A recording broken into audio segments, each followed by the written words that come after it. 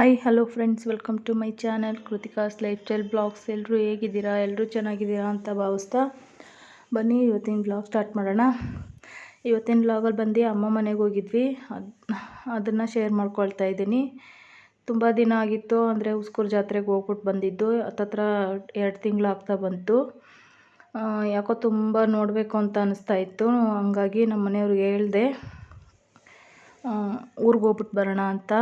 ನಮ್ಮ ಮನೆಯವರು ನೀನೇ ಹೋಗು ಗಾಡಿ ಎತ್ಕೊಂಡು ಅಂತ ಹೇಳೋರು. ಗೊತ್ತಿಲ್ಲ ಯಾವುದೇ ಬುದ್ಧಿ ಕೊಡ್ತೋ ಅಂತ.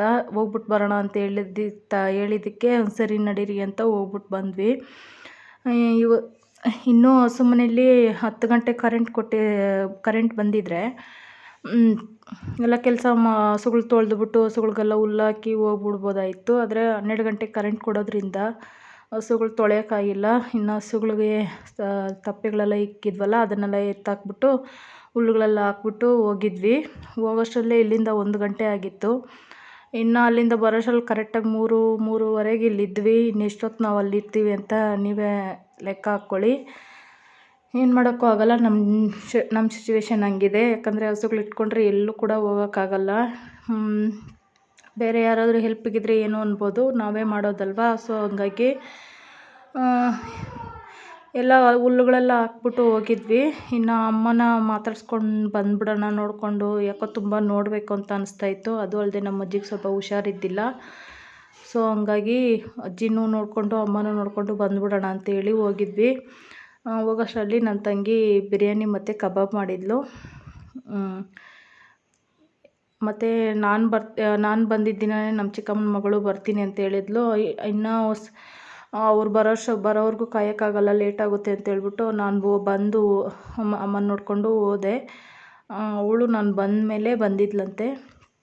ಅದಕ್ಕೆ ದೊಡ್ಡ ಪಾತ್ರೆಯಲ್ಲಿ ಬಿರಿಯಾನಿ ಮತ್ತು ಕಬಾಬ್ ಎಲ್ಲ ಜಾಸ್ತಿನೇ ಮಾಡಿದ್ಲು ಅವಳು. ಇದು ಬಂದು ಚಕ್ಕತ್ತಿಕಾಯಿ, ನಮ್ಮಮ್ಮ ಮನೆ ಹತ್ರ ಇರೋದು ಗಿಡ.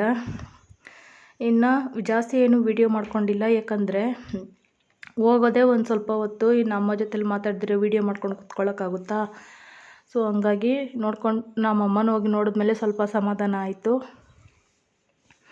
ಇನ್ನು ಅಲ್ಲಿಂದ 4 ಗಂಟೆಗೆ ಕರೆಂಟ್ ಹೋಗ್ಬಿಡುತ್ತೆ ಅಂದ್ಬಿಟ್ಟು ಬೇಗ ಬಂದ್ವಿ. ಬರೋಷ್ಟರಲ್ಲಿ 3:30 ಆಗಿತ್ತು.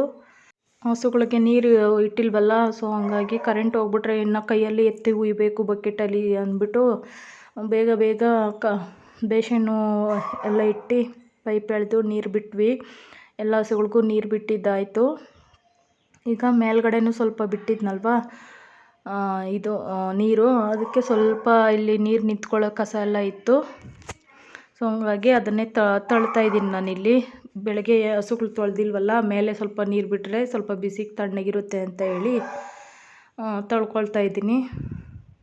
ಡೈರೆಕ್ಟಾಗಿ ಊರಿಂದ ಹಂಗೆ ಬಂದ್ವಿ ಹಸು ಮನೆ ಹತ್ರ. ಯಾಕಂದರೆ ಮನೆಗೆ ಹೋಗ್ಬಿಟ್ಟು ಬರೋಷ್ಟರಲ್ಲಿ ಲೇಟ್ ಆಗುತ್ತೆ ಅಂತ ಹೇಳ್ಬಿಟ್ಟು. ಸೊ ಇನ್ನು ನೀರೆಲ್ಲ ಇಕ್ಬಿಟ್ಟು ಇನ್ನು ಮನೆ ಕಡೆ ಹೋದೆ.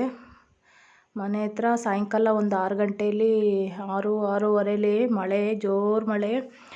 ಇವಾಗ ಒಂದೆರಡು ಸಲ ಮಳೆ ಬಂದಿತ್ತು, ಆದರೆ ಇಷ್ಟು ಜೋರಾಗಿ ಬಂದಿದ್ದಿಲ್ಲ. ಆ ಮಳೆದಲ್ಲಿ ಫುಲ್ಲು ಕಲ್ಲು ಥರ ಬೀಳುತ್ತಲ್ವ, ಆ ಥರ ಮಳೆ ಬಂದಿತ್ತು, ಗಾಳಿ ಮಿಂಚು ಎಲ್ಲ. ಆದರೆ ಈ ಮಳೆ ಬಿದ್ದಾಗ ಗಾಳಿ ಏನೂ ಇದ್ದಿಲ್ಲ. ಜೋರು ಮಳೆ ಅಂದರೆ ಮಳೆ, ನೋಡ್ತಾ ಇರ್ಬೋದು ಎಷ್ಟು ನೀರು ಹೋಗ್ತಾ ಇದೆ ಅಂತ. ಸಖತ್ ಜೋರಾಗಿ ಬಂದಿತ್ತು. ಅವತ್ತು ಸಂಜೆನೇ ಇದು. ಅದು ಈ ಥರ ಸ್ವಲ್ಪ ರಾತ್ರಿ ಹೊತ್ತು ಮಳೆ ಬಿದ್ದರೆ ಏನೂ ಅನಿಸಲ್ಲ. ಮಧ್ಯಾಹ್ನ ಹೊತ್ತು ಮಳೆ ಬಿಟ್ಟರೆ ನಮಗೆ ಶೆಡ್ ಹತ್ರ ಮತ್ತು ಮನೆ ಹತ್ರ ಓಡಾಡೋಕ್ಕೆ ಸ್ವಲ್ಪ ಕಷ್ಟ ಆಗುತ್ತೆ, ಯಾಕಂದರೆ ದಾರಿ ಹಂಗಿದೆ. ಇನ್ನು ನಮ್ಮಮ್ಮ ಮನೆಯಿಂದ ಬರೋವಾಗ ಸ್ವಲ್ಪ ನುಗ್ಗೆ ಸೊಪ್ಪು, ಯಾಕಂದರೆ ನಾನ್ ವೆಜ್ ಏನು ಎತ್ಕೊಂಡಿಲ್ವಲ್ಲ, ಸಾಯಂಕಾಲ ನಾವು ಇಲ್ಲಿ ತಿನ್ಕೊಂಡು ಹೋಗಿರ್ತೀವಿ. ಇನ್ನು ಸಾಯಂಕಾಲಕ್ಕೆ ಒಂದು ಸ್ವಲ್ಪ ಲೈಟಾಗಿರಲಿ ಅಂತ ಹೇಳ್ಬಿಟ್ಟು ನುಗ್ಗೆ ಸೊಪ್ಪು ಮೊಟ್ಟೆ ಹಾಕಿ ಪಲ್ಯ ಮಾಡ್ಕೊಳ್ಳೋಣ ಅಂದ್ಬಿಟ್ಟು ಸ್ವಲ್ಪ ಕಿತ್ಕೊಂಡೆ. ಇಲ್ಲೂ ಸಿಕ್ಕುತ್ತೆ ನಮ್ಮ ತೋಟದಲ್ಲಿ. ಆದರೂ ಅಲ್ಲಿ ಹೋಗಿ ಇವಾಗ ಕಿತ್ಕೊಂಬರೋಕ್ಕಾಗಲ್ಲ ಅಂತ ಹೇಳ್ಬಿಟ್ಟು ನುಗ್ಗೆ ಸೊಪ್ಪು ಸ್ವಲ್ಪ ಕಿತ್ಕೊಂಡೆ. ಮತ್ತು ಮಾವಿನಕಾಯಿನೂ, ಇದು ಹಲಸಿನಕಾಯಿ ಕಬಾಬ್ ಮಾಡೋಣ ಅಂದ್ಬಿಟ್ಟು ನಮ್ಮಮ್ಮ ಬೇರೆ ಊರ ಮರದಲ್ಲಿ ಕಿತ್ಕೊಂಬಂದು ಕೊಟ್ಟಿದ್ದು. ಹಂಗೆ ಫ್ರೆಶ್ ಆಗಿತ್ತು ಅಂತೇಳಿ ಕರಿಬೇವು ಸೊಪ್ಪನ್ನು ಸ್ವಲ್ಪ ಕಿತ್ಕೊಂಡೆ. ನೋಡ್ತಾ ಇರ್ಬೋದು, ರಾತ್ರಿ ಲಂಚಿಗೆ ನುಗ್ಗೆ ಸೊಪ್ಪು ಮತ್ತು ಮೊಟ್ಟೆ ಹಾಕಿ ಪಲ್ಯ ಮಾಡ್ಕೊಂಡಿದ್ದೆ. ಇವತ್ತಿನ ವಿಡಿಯೋ ಇಷ್ಟೇ. ಇವತ್ತಿನ ವಿಡಿಯೋ ಏನಾದರೂ ನಿಮ್ಗೆ ಇಷ್ಟ ಆಗಿದರೆ ಪ್ಲೀಸ್ ಸಬ್ಸ್ಕ್ರೈಬ್ ಮಾಡ್ಕೊಂಡು ಸಪೋರ್ಟ್ ಮಾಡಿ ನಮ್ಮ ಚಾನಲ್ಗೆ. ಹಾಗೆ ಫ್ರೆಂಡ್ಸ್ ಆ್ಯಂಡ್ ಫ್ಯಾಮಿಲಿಗೆ ಶೇರ್ ಮಾಡಿ. ಇಷ್ಟ ಆಗಿದರೆ ಒಂದು ಲೈಕ್ ಕೊಡಿ. ನಿಮ್ಮ ಅನಿಸಿಕೆ ಅಭಿಪ್ರಾಯಗಳನ್ನು ಕಮೆಂಟಲ್ಲಿ ತಿಳಿಸಿ. ಸಿಗೋಣ ನೆಕ್ಸ್ಟ್ ವ್ಲಾಗಲ್ಲಿ. Thanks for watching.